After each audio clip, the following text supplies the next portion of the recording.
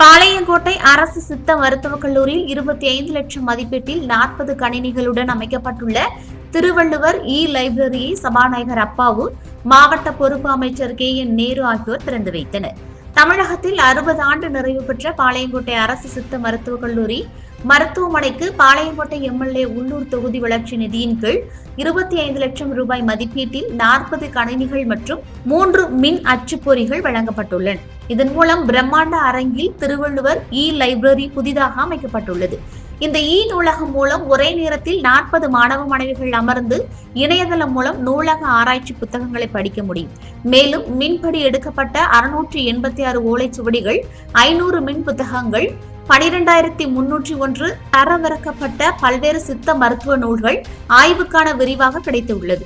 இந்த அதிநவீன வசதிகள் மூலம் ஆராய்ச்சி மாணவர்கள் புதிய மருத்துவ முறைகள், பசுமை மருந்துகள் மற்றும் நோய் எதிர்ப்பு வழிமுறைகளை ஆராய்ந்து கண்டறிவதில் முன்னேறுவர். அத்துடன் சித்த மருத்துவம் குறித்த ஆய்வுகள் சர்வதேச அளவில் வெளிப்படுத்துவதற்கான வாய்ப்பு இதன் மூலம் கிடைக்கும். இந்த அதிநவீன நூலகத்தை கல்லூரியில் நடந்த விழாவில் ஆட்சியர் கார்த்திகேயன், அப்துல் வஹாப் MLA முன்னிலையில் சபாநாயகர் அப்பாவு, அமைச்சர் KN நேரு ஆகியோர் திறந்து வைத்தனர்.